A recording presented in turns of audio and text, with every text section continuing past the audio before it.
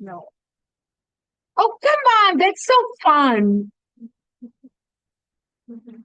You, eh, well, yes, but yeah, that's more fun. Yeah. But I would get something. And I like to test if how will you react because my husband told me that students will uh, cut my tires if I say that. So that somebody will wait for you and cut your tires or scratch your car or something like that. It's fine to say that. But if I go back later on and nothing is bad with my car, that means you're a very exceptional student. You actually like exam. I'm say it again, Katja, sorry. Maybe. Maybe. No, really, like you can put a sticker on my car. That's true. Actually, a few weeks on Friday, I had a very interesting car accident. The guy hit me while I was driving. Literally, he was passing me and hit me and then ran away. And I was like, what the hell happened? And then I chased him, but I caught him and I wrote license plates. Plate. Now I have to report him. But it was very fun car race. Yeah, I have. It's if you ever saw that in movies when you are actually chasing a guy, and that's how it was. Bad thing is that I actually had my child on the back. Yeah, he was fine. He was like, "Mommy, what are you doing?" I was like, "Look, hold on, Mommy's going for a car race." Yay! I mean, luckily, children at that age don't really get it. They were thinking fun. So it was kind of fun. I mean, I caught the motor, so I just need to report him. But I felt so proud of myself. It was like I actually got him. Anyway, biogeochemical sulfur. So biogeochemical cycle is sulfur cycle. So this is one of the two biggest, well, there are three actually, and I'm covering in details two, sulfur and nitrogen cycle. There is a carbon cycle, which I'm not covering because it's huge and it doesn't have, like, you can't really squeeze it into actually. So, and the reason why I'm covering only these two is because these two are actually mainly, or I want to say not exclusively, but mostly controlled by microorganisms. And one of, especially nitrogen cycle is really all about microorganisms. But the first that we will cover today is sulfur cycle. And I do believe that you will find it easy to understand, at least at the end. So, what means sulfur cycle? It literally means oxidation of sulfide. So, what is sulfide? So sulfide is hydrogen sulfide. That's the one that we mention most of the time. So it's a large and complex cycle, and the reason for the involvement of so many different microorganisms, and you will see there are multiple microorganisms that control the sulfur cycle, is because sulfur as an element has multiple oxidation states, which means, in shortly, sulfur in different oxidation states can be end electron donor, end electron acceptor, and can have various roles. So that pretty much means that there are sulfur forms that can be used as a fuel source, which means they can be electron donors. One of them is hydrogen sulfide, and the other one is elemental sulfur. But also, there are sulfur forms that can be used as electron acceptors, and that will be sulfate, but also elemental sulfur. So again, many oxidation states that are bringing this site, that are making the cycle to be a large biochemical cycle that is controlled by microorganisms. And basically, what you will see in this sulfur cycle is competition and collaboration in between microorganisms that are running. So basically, competition to run sulfur cycle, but also they are working in collaboration to run this large biogeochemical cycle. So, since we are at the sulfur, we have to establish where can we find the sulfur forms and which are the most common sulfur forms in these three sulfur reservoirs. So, the first one is highly reduced form of sulfur hydryls or sulfides. So these are reduced forms, which means if something is fully reduced, that means it's loaded with electrons, which that means that compound can donate electrons. Then you will see elemental sulfur, which is F with that little zero in the superscript, so that's a solid form. And you can be sulfate, which is the oxidized form, that's SO4 2 times minus, which is electron accepted. Where will you find sulfur forms? Of course, in sediments and rocks. So again, it's a very available. Gypsum minerals like pyrite. So iron sulfate is a pyrite. There is a sulfate in oceans, and later on we will learn how microbes control sulfate and sulfur cycle in the ocean. So um, what are key processes of sulfur cycle that are performed by microorganisms? So again, it can be oxidation and reduction, and we will go through each of them. So first one, sulfur and sulfide oxidation. So sulfide, hydrogen sulfide, sulfur, elemental sulfur. Both of them are highly reduced compounds, which means both of them can be electron donors. First chemolithotropes that are known to use sulfides and sulfur are, of course, green and purple sulfur bacteria. Those are anoxygenic phototropes, so one of the first metabolisms that evolved on early Earth. They use hydrogen sulfide as a fuel source. They extract electrons from that. They just need light to boost up that electron. If you remember, we talked about that when we covered for anoxygenic photosynthesis. So in the place of water, in the place where water is inside of bacteria, which are oxygenic phototropes, hydrogen sulfide is there in anoxygenic phototropes. So they have those two photosystems, quinone and pyridoxine base. So that was going to be very important for final exam. So those are phototropes, but also there are organisms that are not phototropes, but they are able to use hydrogen sulfide as electron donor, and also they can use sulfur.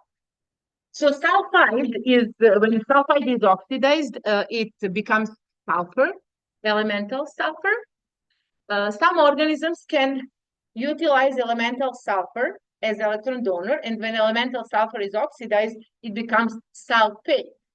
Now, if you remember, we talked about that, especially when we talk about green sulfur bacteria.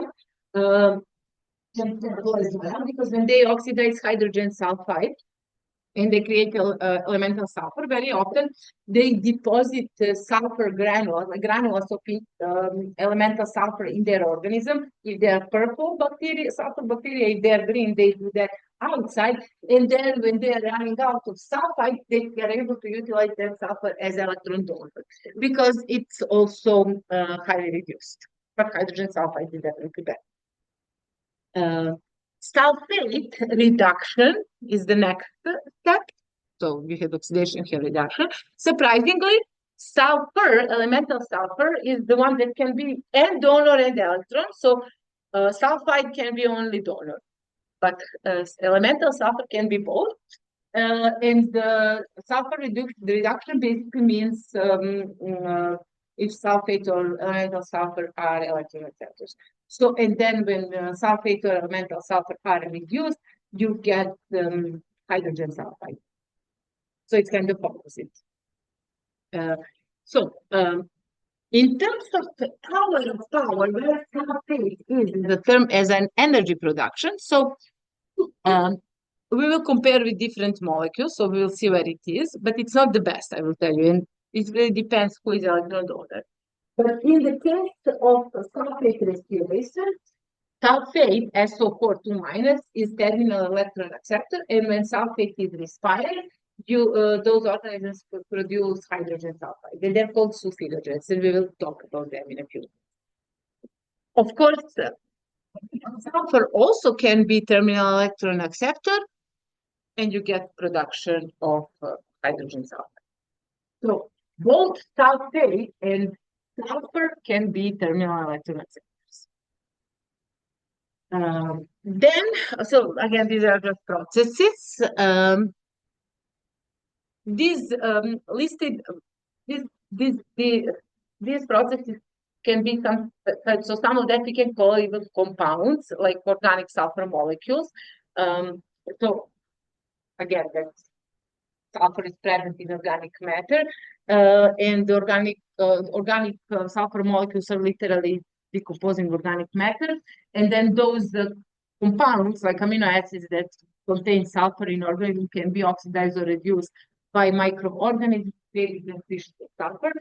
You can even think of two amino acids that contain sulfur, that's methionine and cysteine. So when organic matter containing those compounds get treated by microorganisms, they can be oxidized or reduced, and then different species of sulfur can be created. Another process that creates hydrogen sulfide is called the sulfurylation. So when microorganisms break down that organic matter, we are not going to go in details about the sulfurylation, neither sulfur disproportion. You only need to know what that is, and disproportion means using this thiosulfate and split it to H2S, which is hydrogen sulfide, and hydrogen sulfide and sulfate. That's all what you need to know. We are now going in details. We're covering in detail sulfur oxidation and reduction. And the figure here is to illustrate how big and complex this cycle is. So basically, just to show you that sulfur actually circulates from one part of the planet to another, like from lands to oceans and back forward.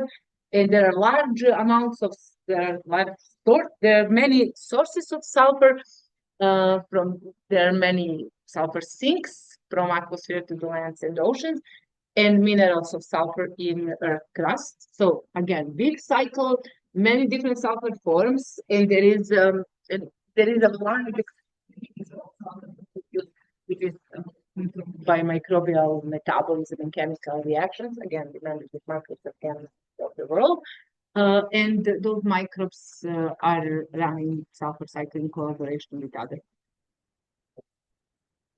And again, we will cover in detail and in not too many details because it's really complicated, so it's reduced as much as it could be. Sulfur oxidation and reduction. So we will cover also basic chemistry of sulfur. And again, sulfur has like 8 oxidation states, so it can have various forms.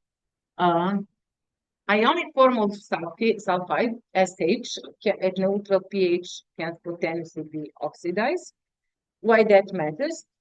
Because if we talk about oxidation of sulfur, which literally means organisms that use hydrogen sulfide as electron donor, so these organisms have to be very well prepared to be able to use hydrogen sulfide as electron donor. Why? Because it will spontaneously oxidize and then it's useless. So they have to be very fast and efficient. Now, one funny thing, fun fact, is that those sulfide oxidizers, again, organisms that are able to use hydrogen sulfide as electron donors, so they oxidize it as a fuel source. And again, I'm not talking here about anoxygenic phototrophs, just to make sure that's clear. So we are talking about organisms that just use hydrogen sulfide as electron donor, but no light involved. So those organisms that use hydrogen sulfide without light, they are aerobic. So that's completely different than anoxygenic phototroph, because anoxygenic phototrophs also use hydrogen sulfide, but they are aerobic and they use light to boost that electron in photosystem. These guys, aerobic sulfide oxidizers, that means they use oxygen as a terminal electron acceptor. So hydrogen sulfide donor, oxygen terminal electron acceptor. So these organisms are specific because they are performing their activities like pairing hydrogen sulfide and oxygen in the areas with a large amount of hydrogen sulfide. And where are those areas of large amounts of hydrogen sulfide? So first you have to understand where is hydrogen sulfide coming from. So it's coming from the bottom, like it's coming from anoxic activity. We will learn later on when sulfate is respired, you get production of hydrogen sulfide. That happens when there is no oxygen on the bottom. When there is no oxygen, somebody respires sulfate. When respires sulfate, that sulfate becomes hydrogen sulfide, and then that goes to the top. So again, hydrogen sulfide, which is electron donor for these aerobic sulfide oxidizers, is coming from anoxic activities. But but these guys actually live in the areas of oxygen. So how they do? So again, this is That's why these organisms, and we will mention only one, it's called Vegeatoa, is very specific. So from the bottom, sulfide arises. So when there is no oxygen at the bottom, sulfide gets respired, makes hydrogen sulfide. Sulfide goes to the top. Those organisms that will utilize hydrogen sulfide, again, aerobic organisms, which means they need oxygen, they will be close to the oxygen layer. So because they take hydrogen sulfide and pair it with oxygen. So they're living literally on the interface. So these organisms have to be equipped to utilize oxygen and hydrogen sulfide very fast because they just have, it's going to oxidize spontaneously. And many of them actually have the ability to respire nitrates, instead of oxygen. Again, this is not, we are here not talking about unoxygenic phototrophs. So we are talking about regular organisms like microbes, chemolithotrophs, that oxidize hydrogen sulfide and respire oxygen. Purple and green sulfur bacteria, those that we covered last unit, they are fine, they are unoxygenic, and they oxidize hydrogen sulfide via flavocytochrome. So that's completely different metabolism, and it doesn't, that's not something that we are covering now. We already covered that. Elemental sulfur is stable, but it can be used as electron source if there is no available hydrogen sulfide. Why I'm mentioning elemental sulfur? Because purple and green sulfur bacteria can produce elemental sulfur during unoxygenic photosynthesis, and they can store it inside or outside of the cell. So again, this is just a reminder from previous class. In green sulfur bacteria, this elemental sulfur is stored outside, while in purple sulfur bacteria is stored inside. Why it's interesting? So these elemental sulfur granules in green sulfur bacteria are interesting from a biotechnological perspective, because what they can do, so in alkaline environments, that excreted sulfur can be used by green sulfur bacteria to acidify soil and bring it up back to neutral, because it's very high pH, and with that sulfur excreted, it gets it back to the neutral. The example of this oxidizing oxygen respiring organism is the Vegeatoa. It's very specific organism. So these are data from some very old paper. I'm guessing that now they have a new research, but this one is still starting the field place very well. So if you are looking at an ecosystem that does not have any microbes, so what you will see hydrogen sulfide that will slowly diffuse from the bottom to the top. But then oxygen will slowly diffuse from the top to the bottom. And I inverted arrows. So ignore my arrows, I will fix them. Sorry about that. So hydrogen sulfide is going from the bottom to the top, and oxygen is on the top, so it's going from the top to the bottom. So there will be optimal place where this Vegeatoa will find the niche where both hydrogen sulfide and oxygen are going to be proper. So basically, only if you think about the water column, so sulfide comes from the bottom, most likely. Okay, then now oxygen is on the top. So if they are approaching each other in only one niche, there will be literally teeny tiny place where the Vegeatoa can find the optimum, make a use of that oxygen from the top and hydrogen sulfide from the bottom. So that's why this organism is very specific, and it's not only Vegeatoa, there are other organisms, but Vegeatoa is an example. So this is the most is known by ability to, as we say, take the advantage of this hydrogen sulfide oxygen gradient. So when these organisms use hydrogen sulfide and they respire oxygen, that gradient becomes sharper, and microbes are actively bringing down oxygen and consume hydrogen sulfide in this area. Again, there are other organisms that do that, but Vegeatoa is the best example. And it is chemolithotroph, again, not phototroph, it's chemolithotroph. it is able to fix carbon dioxide, and it is one of the first organisms. And so basically, you know what is vinograd's cone. So uh, it it will live close to the top where the oxygen is.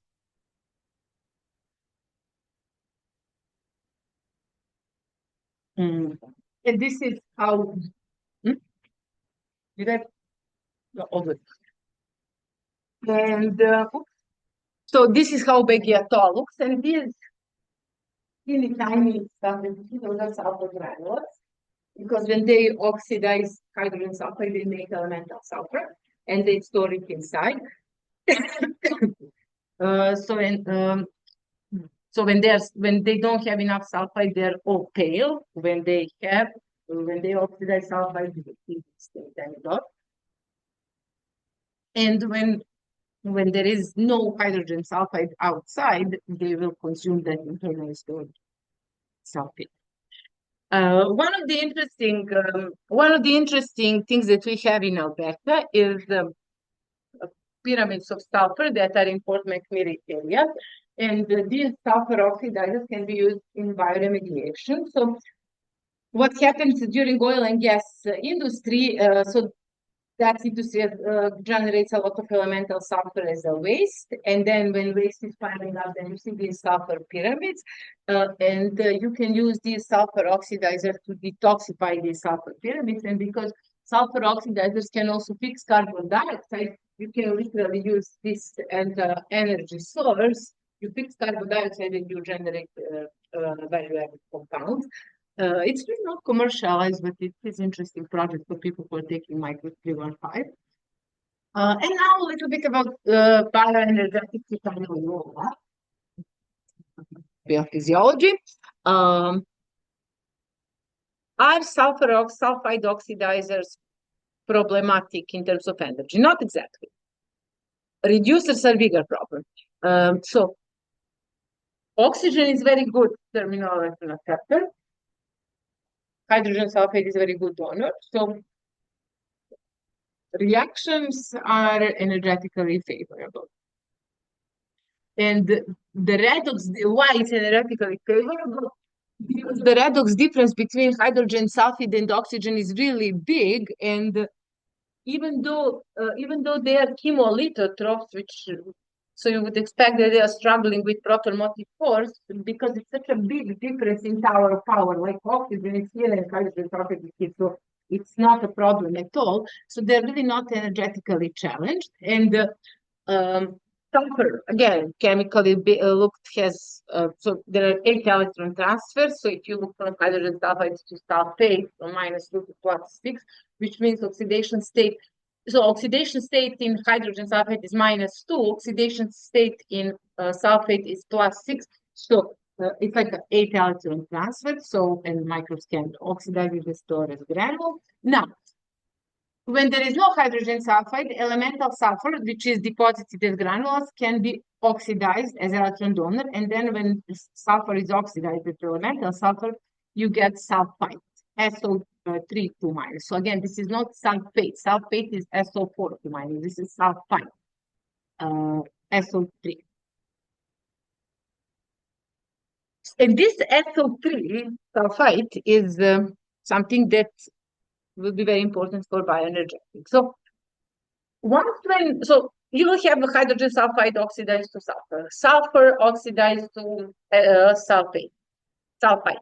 So once we have that sulfite, then there are 2 pathways to proceed in sulfur oxidizers, because you want to get sulfite to sulfate.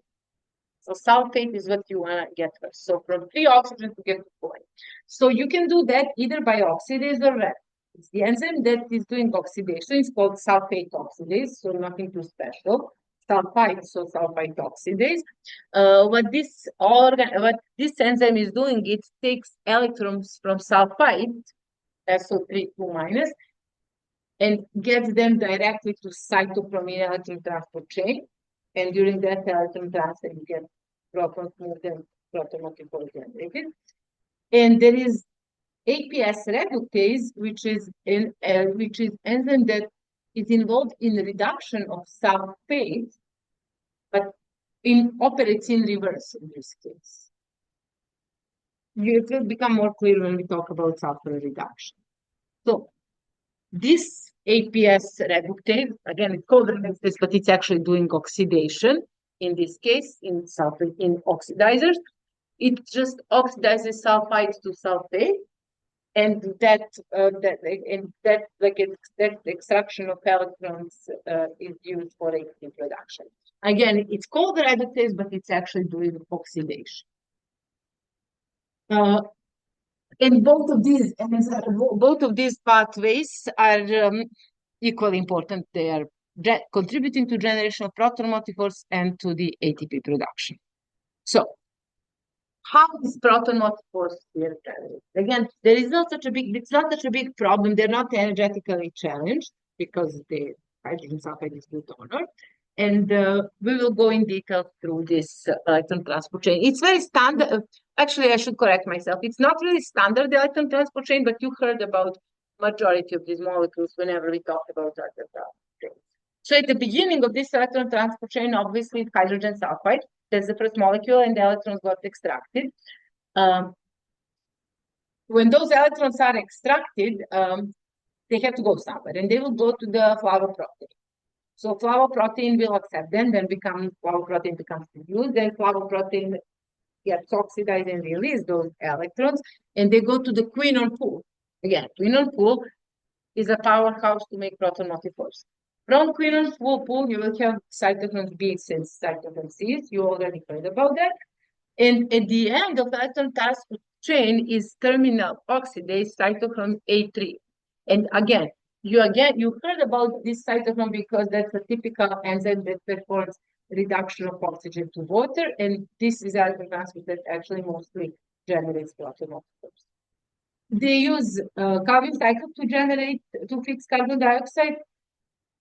So as you know, Calvin cycle is very energetically demanding, but it's not the problem for sulfur oxidizers because they generate enough proton motifores, so they do not have to do that cyclic electron flow that you saw in green sulfur bacteria. So they're good. They're energetically observed from hydrogen sulfide to flavoprotein, to quinone pool, through cytochromes, and at the end through cytochrome A3.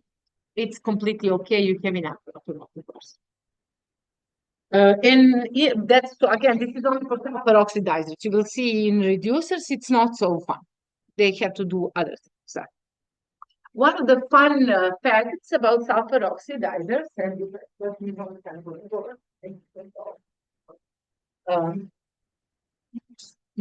one fun thing about sulfur oxidizers is that they are actually present in marine organisms, and so basically there is that animal. It is an animal. To me, it looks like plant, but it is marine animal. So those sulfur oxidizers live in that animal. So that marine animal contains two organs. One is called plant. The other one is called trophosome. So trophosome is the organ that is a house of sulfur oxidizers. Why? Because it participates in feeding. Another organ, plum, so again, those organisms, which I don't know the name, marine organisms, they have plum and they have trophosome. Trophosome is a place where sulfur oxidizers live. Plum is a place that collects all gases from the ocean, like hydrogen, sulfide, carbon dioxide, oxygen. And if you see all three listed gases, that's literally everything what sulfur oxidizers need. And they live in trophosome, and so the animal collects gases for sulfur oxidizers, so they will oxidize sulfur, fix carbon dioxide, respire oxygen. In return, in trophosome, sulfur oxidizers make organic compounds for the animal. So it's a typical example of symbiosis. I thought that that's very interesting way of thinking about this. Now, this is just a summary of everything what I said about sulfur oxidizers, like full electron transport chain. Sulfide oxidized to sulfur, electrons travel to flavoprotein. From flavoproteins, they travel to quinone pool. From quinone, when it gets reduced, becomes quinone with full hydrogen. then reduced now quinol releases electrons that are transferred to cytochrome PLCs, and this is the place where automotive force is formed. From cytochrome B and C, they travel to cytochrome A, and terminal oxidase is reducing oxygen, again place. So you have two places where automotive force is formed. The result of this oxidation is sulfur. When elemental sulfur gets oxidized, and it can, once then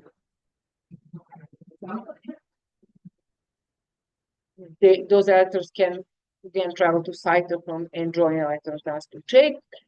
The result of elemental sulfur oxidation is sulfite, SO3 2 minus, and SO3 2 minus somehow needs to be brought to SO4 2 minus, which is sulfate, and there are two enzymes that can do that: sulfite oxidase or APS reductase, which functions in reverse. And I'm just giving here a few examples, like a mini summary of what I was saying. When elemental sulfurs, so elemental sulfur are crystals and microbes attached to those crystals, and they can oxidize elemental sulfur and generate sulfate. And this oxidation actually releases hydrogen. Like the oxidation means releasing the electrons, and during the electron release there is a hydrogen transport, and that hydrogen can acidify soil, which is a treatment in alkaline soil. And bioremediation, which again we mentioned a few slides ago, those sulfur oxidizers can be used in bioremediation of sulfur pyramids. So they would, in that case, oxidize elemental sulfur. Since they're fixing carbon dioxide, that means that they can be a very useful in biology. Any question about sulfur oxidation before we move to reduction? Okay. And now the problem comes into the game. So remember how sulfide oxidizers were not energetically challenged? These guys are completely different. And again, that's just because sulfur is very diverse in terms of sulfide reduction means sulfate is a terminal electron acceptor, and they have very, very short electron transport chain, which means there is no outer proton force, which means they are very energetically challenged. In order to respire sulfate or to use sulfate as a terminal electron acceptor, you have to match it with a fuel that is above it. So basically, if your sulfate is here on tower of power, oxygen is here. So nitrate would be here. In order to use that sulfate, you have to have something that is on the top, which means only hydrogen or organics, nothing else. Because everything else, it would be extremely short. And there will be no enough, because longer electron transport chain means more transfers of electrons. More transfers of electrons means more transports of protons. More transfers of protons means more proton motive force, means more energy. And when you don't have that, you're in trouble, like sulfur reducers. So again, those are organic substrates and hydrogen.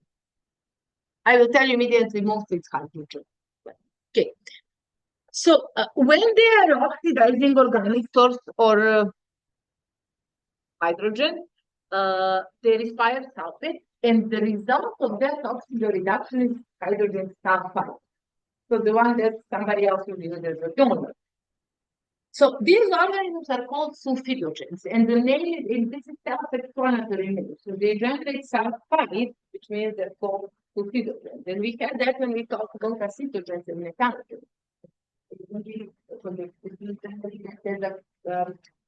As a part of their metabolism.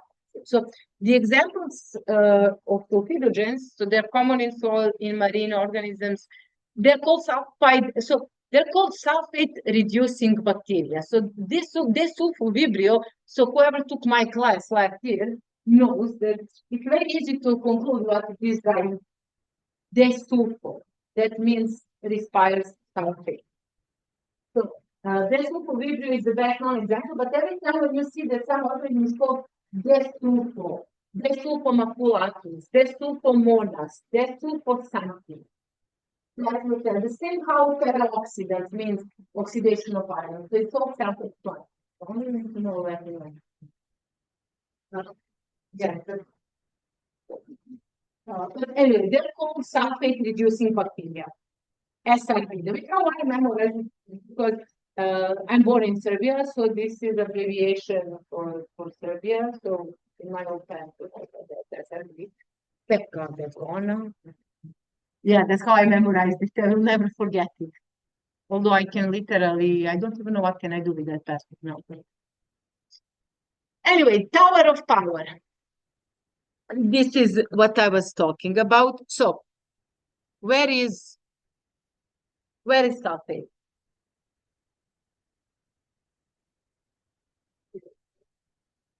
So, what can you use?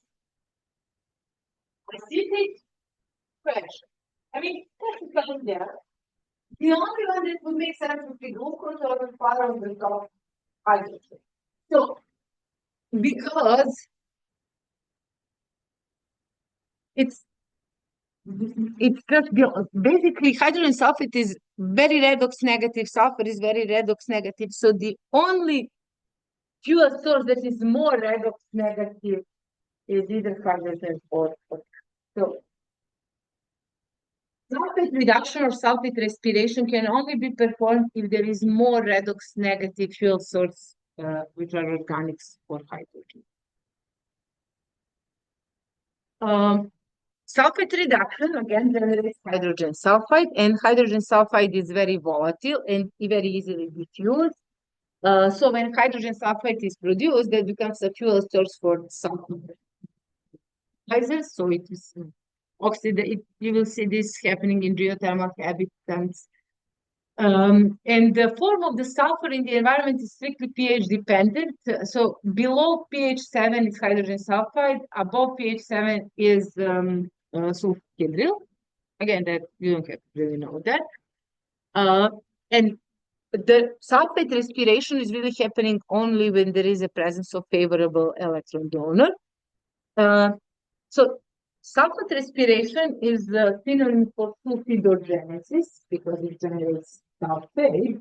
And sulfidogens for sulfate reducing bacteria are competing with methanogens and acetogens for hydrogen because hydrogen is electron donor.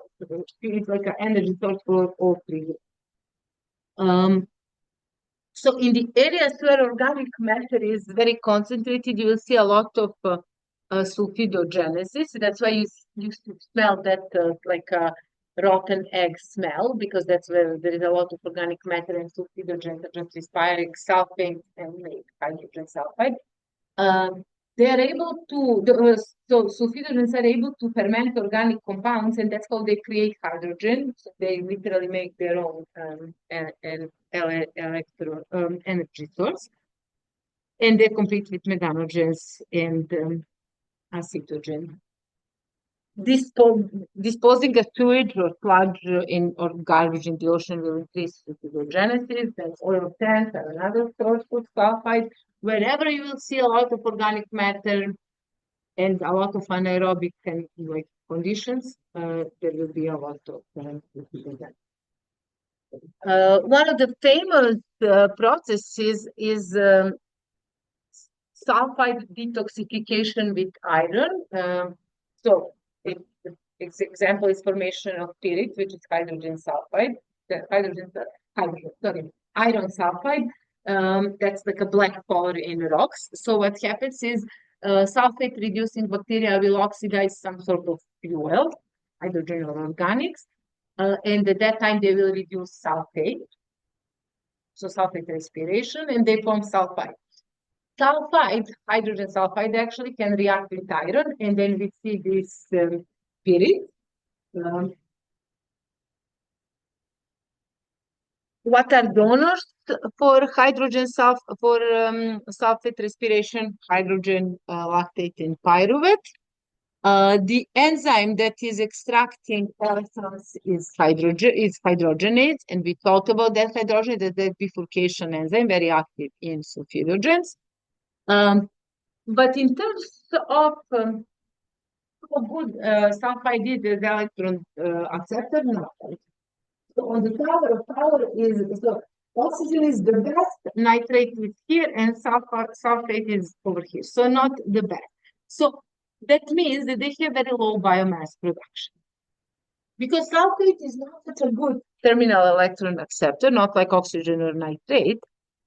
Uh, it must be first, sorry about that, sulfate must be first activated to be reduced.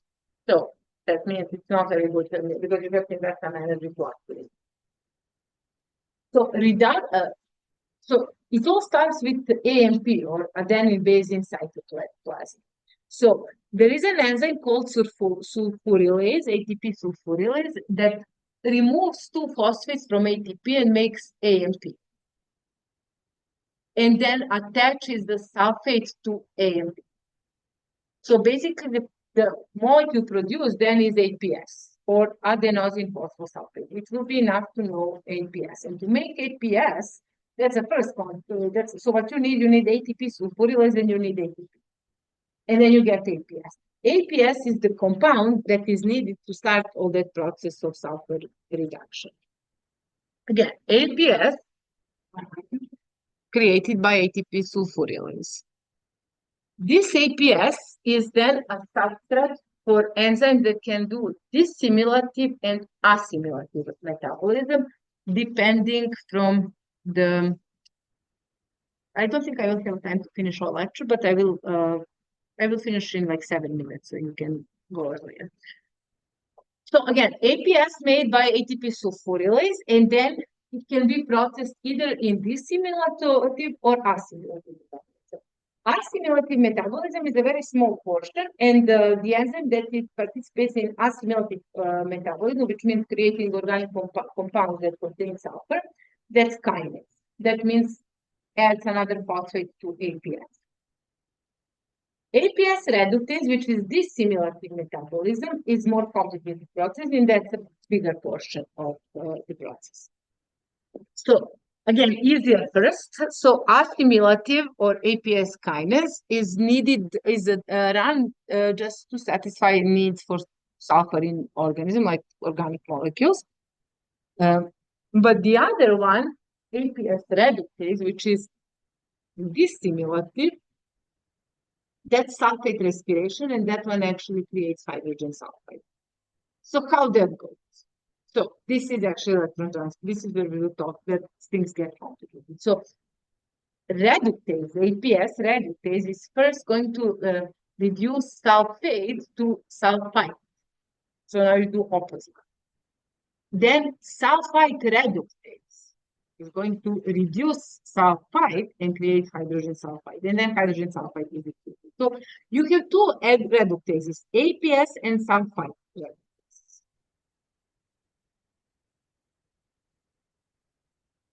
The smaller portion where APS is phosphorylated, it creates PUPS. That's all what you need to know, PUPS. And PUPS is reduced to sulfite, and sulfite is reduced to hydrogen sulfide. And then hydrogen sulfide is, it's not excreted, but it's used to satisfy sulfur needs of the organ. So it's, it has two different purposes. And electron transport chain in sulfidogens. So here is what I'm thinking, because it will, how many more slides we have? Like 8. Yeah, I won't have enough time, right? Okay, I will do it. Let's stop here and we will continue next class because I see that you are already lost. So I want to give you a chance to digest all this. So let's leave. So before we go to the electron transport chain, let's just leave with the APS. So ATP sulfurylase creates APS. APS goes to assimilative, APS kinase assimilative, APS reductase assimilative, and then we will keep next class. And then we will continue. Okay.